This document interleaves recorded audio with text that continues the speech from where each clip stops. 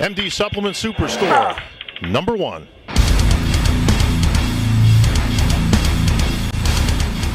For you. Okay, we got a guy with microphones here, so if people have questions, they can come on up. We'll take questions for Phil. Don't be shy. Come on up. First of all, thank you for being here, buddy. Definitely appreciate it. All right, so you're the perfect person for me to ask this question to. I'm a competitive basketball player, not just pickup, but actually at least competitive. So if you were training me, what would be your ideal hybrid bodybuilding / basketball workout that would take me to the next level? The biggest thing that I realized playing basketball, and my first year of bodybuilding, I was still playing hoops on the weekends. Okay. And I thought it was pretty cool, like walking in the gym a little bit more muscular. But the biggest thing I learned was doing front squats and doing power cleans and hand cleans and even overhead squats. Just developing more explosiveness, and for me it was perfect because being 5'9", going against real tall guys, you got to be able to elevate. And I already had a good vertical. I was 40-inch vertical, so I had to make sure that I was more durable to go through people and be more powerful while I'm doing that. I would also say doing some shoulder work, because I remember, trying to head screens and stuff like that. I'm running into big guys all the time and trying to get over them, and I knew that having those, big shoulders, like if some guy, like if I was doing a move on you and I get a jab step and do a rocker, and then I go between my legs and you go for the steal, you're hitting this big shoulder now, and I'm going to knock you down, I'm going to run you over.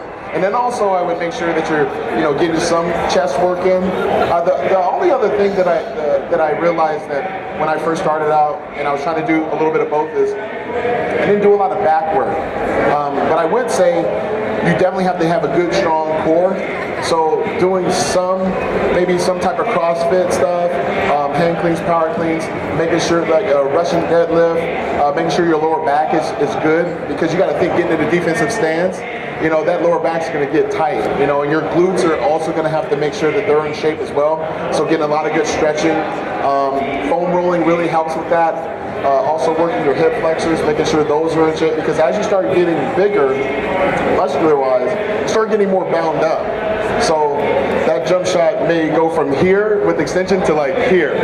So you got to make sure that everything collectively stays in shape, and to always do your static and dynamic stretching too. And just in terms of reps and sets. Reps and sets, I would probably say for you, you could do like the typical 8 to 12, but if I were you, I would focus more on like the 5 to 8 repetitions, because we're going for more power at the moment. The endurance training, you're going to get that just from, you can get a chest workout just doing chest passes up against a wall, you know what I mean? But for me, it was more about being more powerful. I always wanted to go through people. I wanted to be able to, if I had to take a charge on a big 6'5" guy, I had to be able to, do that and taking it right in the chest, right? So I had to build that. So I would say, 5 to 8 repetitions would definitely help. And then you can always switch it up after 4 weeks and do that. Then you can also, if you want to max out, I used to go do like, it was a 12 set like marathon, let's say for chest. You go like 3 reps, 3 reps, 3 reps, then 1 rep max. Then you go 3, 3, 3, 1, and 3, 3, 3, 1, and then you keep going up, and then eventually every time you go up and you go down, you want to make sure that the way that you're doing for 1, that next time you were able to do for 3. Okay, perfect. Thank you very much. No worries.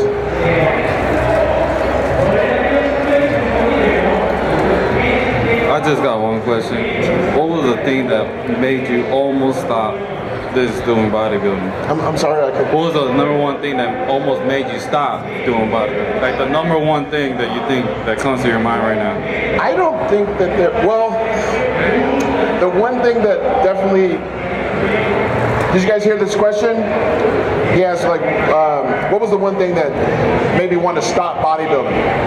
And I think the one thing that made me want to stop initially was the fact that I couldn't get all my meals in. It was very difficult because I was in the 5th year of college at the University of Denver, and I was having a very, very hard time, how am I going to eat every 3 hours? I thought that was impossible. So I had to learn that sometimes I'm going to have to take my food with me. But the biggest thing that made me want to quit was socially. you know, my friends and family, like I wasn't able to hang out with them the same. And I had to learn that I could always bring my food to like a barbecue. I could always plan out my nights to go out to like a nightclub or something like that. I figured, well, if I go to the club like at 10:30 and I eat at 10, then I can stay till midnight and then go hit up like the IHOP, you know, and get like egg whites and fish. I do the same thing. Yeah, so did you know that at IHOP you can actually get tilapia? So I mean, like, these are the things that you start learning, right? But I would say socially, that was the hardest thing, because not all my friends really understood, you know, none of them really understood bodybuilding, because none of my friends at that time were bodybuilders. They were basketball players, so they don't eat every 3 hours. They don't, you know, they're not drinking 2 gallons of water. They're, you know, drinking beer, eating pizza, eating Skittles and all this other stuff. So it's like the biggest. I remember one time I was going to a basketball game and I was getting ready for the Arnold Classic. It was my first time getting ready for Arnold Classic, and I had to actually, I cooked my fish and I double wrapped it in plastic and put them in my Jordan pants, and I actually had them at the game. And I remember during halftime, I'm sitting there doing like this, feeling embarrassed as hell in this nice white and blue Carolina blue Jordan outfit. Then I see some of my basketball teammates, and they're like, "The hell is that smell, man?" I'm like, "Oh man, it's this tilapia, bro. Like I gotta get ready for this show, man." And they're like, "Man, that's nasty, man." They're like, "You don't want none of this pizza? You don't want none of this beer?" And I was like, you know what? Like, if you want something you never had before, you got to do something you never done before. So I really had to educate, you know, my friends even, and say, look, man, my goals are different than yours. And they're like, no, you can cheat one day. What's one day? What's one meal? And it's like, well, second place, fifth place, not even placing. So socially, I had to really start, you know, kind of setting up boundaries for my friends. And that was the hardest thing, man. I mean, sometimes it still is. That's why right now I keep such a tight circle of friends and family, because they know what I can and can't do. And they don't put the pressure on me to go outside my limits, you know. But yeah, my first show, I was still living at the basketball house with all the basketball guys. I pleaded with them. I said, do not bring the after party to the house. I got to show them all. Oh, yeah, we'll do it. I tell their girlfriends, I said, don't bring the party to my house. They brought the party to the house. I slept in the garage. I got no sleep. They were playing techno music all night. I had like a college rager at my house. It's like 200 people at my house. And I told my friend that was picking me up the next day to take me to my first show, I said, if I don't win this show, I quit. Because I just couldn't handle it. So yeah, to answer your question, that's socially, that was good. Thank you very much. Yeah.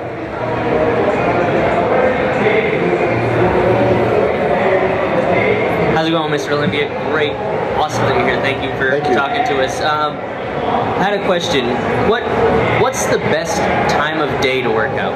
So for people that, like, this is me and a bunch of friends here, we work like 10-hour days. Is it good to work out after you're working out and you're kind of exhausted, or would you want to wake up earlier and work out? What's the best time?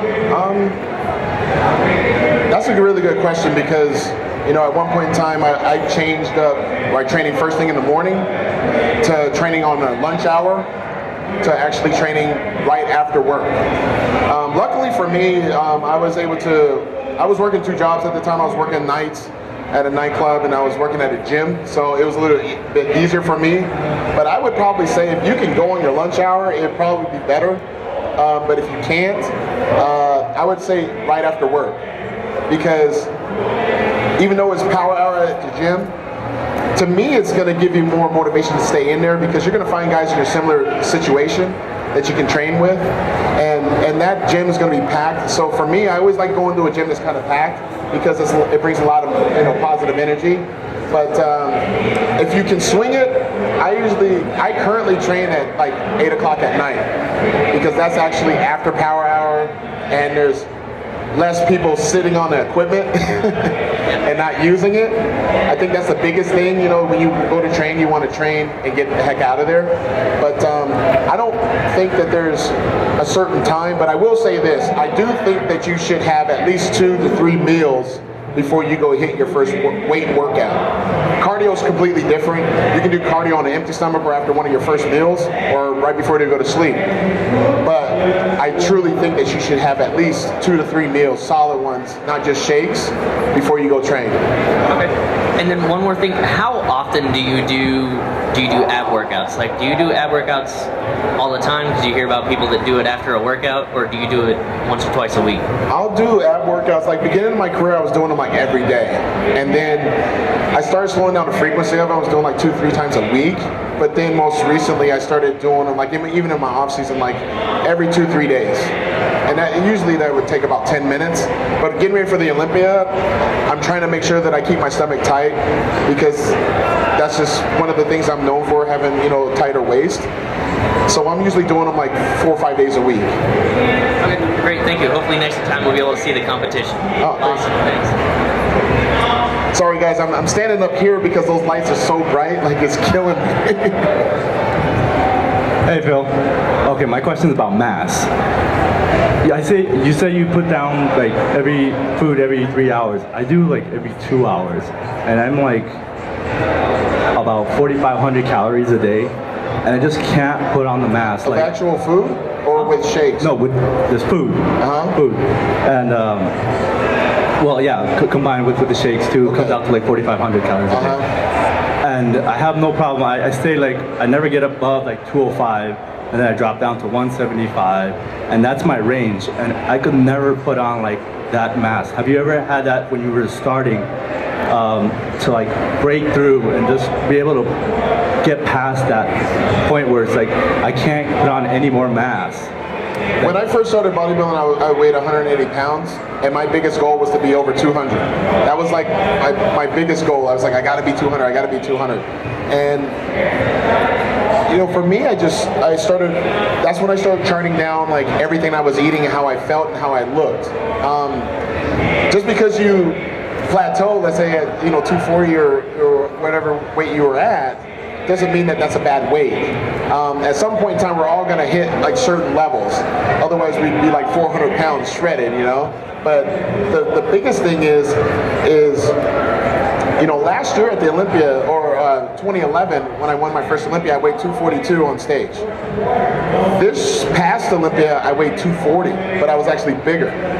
So it's not necessarily, you know, a size thing on the scale. It should be more so how you look, how the shape of the muscle really is. And I think if you're eating right and you're not, you know, over consuming, you know, supplements as opposed to food, like if let's say you're doing like maybe 1 or 2 shakes a day and the rest are, you know, some big meals, then that's fine. But I would personally, if I were you, I'd probably take more photos to see what you look like at 200 pounds your first year and then as opposed to your second year and third year, because maybe in essence you're actually bigger than what you notice, but you don't have a gauge yet because there's no photographs of you in that condition. No, well the thing is, from what I've kind of like researched, it's like everybody goes masses up and then shreds down, and it's kind of hard to build muscle and mass all together at the same time. So that's always what I try to do. That's why I say I go down to like 174, 175. I'll mass up to 200, 205. So what is your body fat at 205?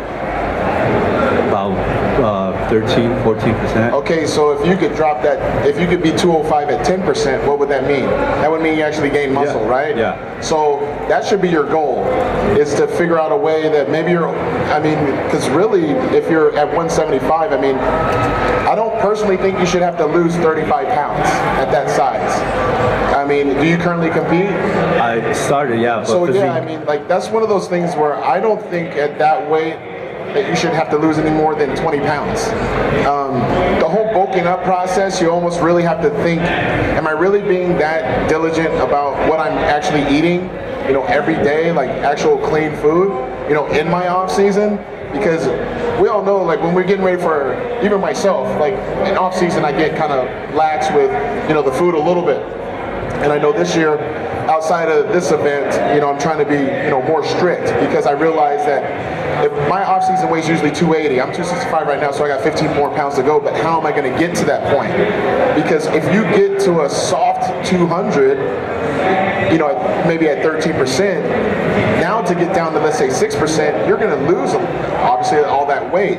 So over time, I mean, it's just, how am I getting up to that 205? How am I getting up there and really writing down, you know, all your macros and then just changing things around? But overall, I mean, I think you just need to really be cognizant on how you look, because that scale is going to be your worst enemy at this moment, you know. And it's something that I think we all, every time I put a weight goal on how, like, people are going to ask me, like, how much are you going to weigh for this year's Olympia? If I say 250, I guarantee I'll be 245, and I'm going to be like, damn, I didn't hit my goal.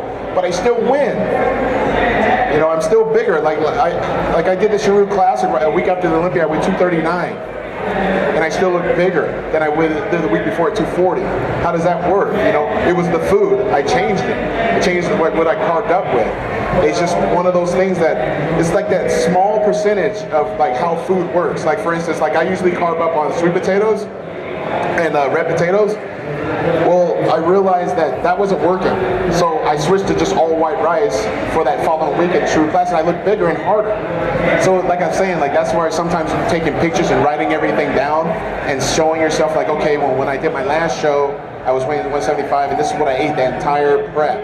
And this is how I looked. And that's where it becomes such a science, you know? And that's where, when you get to those plateaus, you can look at your blueprint from that previous prep and say, this is what I did right, this is what I kind of was lax on. And then you can kind of pinpoint where you should be at a certain week. Right on, man. Thanks. Thanks. We've been talking a lot about diet and eating every 2 to 3 hours, things like that. Daniel, right? Yes.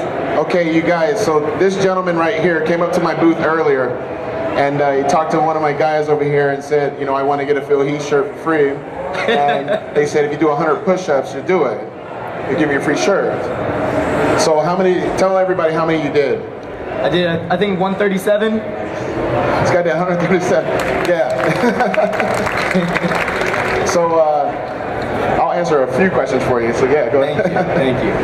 You know, like I wake up early so I can cook eggs and oats and things like that. But sometimes I wake up and I get like emotional and I'm just like, I don't want to do this. What keeps you going? I mean, what do you tell yourself sometimes when it just is really hard?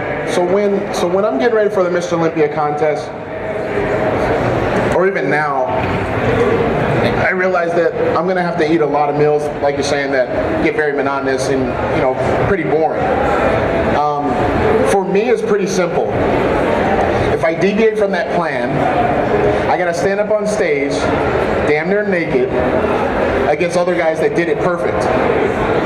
And the worst feeling in the world for any competitive bodybuilder, whether you be amateur or pro, or even the guy at the Backyard Classic, is to stand up there in front of your peers, almost naked, and then thinking, damn, I should have eaten that egg white meal. Instead, I went to McDonald's. You know, damn, I shouldn't have went out and, you know, had barbecue with the, you know, my friends, you know, barbecue, and actually ate barbecue ribs and all this other stuff and had beer, thinking that I can get away with a cheat meal. And, you know, it just comes down to what I said before. If you want something you're never had before, you got to be willing to do something you've never done before. Anything that is worth that title or that goal is going to come with a great amount of sacrifice. And you almost have to trick yourself, right? And say, well, I'm just going to get through it. One of the things that I did do when I was having a hard time, you know, eating over I think it was like a couple years ago, I used to watch Man vs. Food. And for some reason, I just watched the Food Network, and they were eating everything, and I was like, well, I'm eating the same damn thing they're eating, when really, in essence, I really wasn't. But a lot of the time, you know, with the amount that you have to eat, you know, to get bigger and to get leaner and stuff like that, you just have to will it. Just like the weights, it's the same thing. You almost have to be more mentally strong just to get the meals down than you do in the gym. And but that's also what makes us great. That's what also makes us the 1% of the 1% of the 1%, right? So in order to get that, you have to wire your mind and say, well, it's just another meal, and just go after it. But I ain't gonna lie, like, it does suck, you know, and that's where sometimes you do have to figure out different types of seasonings and stuff like that, you know, to help mask it without adding a bunch of sugar and, you know, and too much sodium as well. Can I ask one more? Yeah. All right. For you, what was the ultimate moment? Like, was it your first contest you won, or was it your first Olympia? What was the time where you're like, I feel like successful, if that makes sense? I would probably say my first Olympian win and also my first contest. My first contest, it was April 4, 2003. I told you about how my roommates, like, you know, kept me up all night and all this other stuff. I walked in there blind. And I thought, I'm going to walk out on stage and I'm going to be like, yeah, you know, like, and I'm going to be angry and I'm going to pose like this. And then this old lady said, smile, you're beautiful. So then I relaxed a little bit. And then I remember winning that show. I won a novice and the open overall. And I was just like, wow, like I actually came in here from a basketball background and I just whipped every person in here. And actually Jay Cutler was the guest poser at that show. And I will always remember that because I'm still thinking, I shouldn't be winning this. You know, that's nuts. And I almost felt the same way when I won my first Olympia. I was just like, you're still that basketball player from Seattle, Washington. You know, and now you're being named as the best bodybuilder on the planet. And you beat actually one of the greatest bodybuilders in the history of our sport. So I would probably say that Mr. Olympia trumps everything in my first one. The second one was great, but that first one, I mean, I'll always remember with me. I remember just thinking, like, I finally did it. No one can tell me that I didn't accomplish my goal. I did it. Regardless if I ever win another contest in my entire life, I did something that no one in the history of bodybuilding has ever done, coming from basketball to become Mr. Olympia. And there's also only 13 of us. So that was like the coolest thing in the world. I mean, it still is to this day. I told my best friend, he's standing over there, and we laugh about it all the time. You know, we're at the Staples Center yesterday watching the Clipper game, and he goes, dude, did you realize you were just on the Jumbotron? You know, I had to do a flex cam yesterday.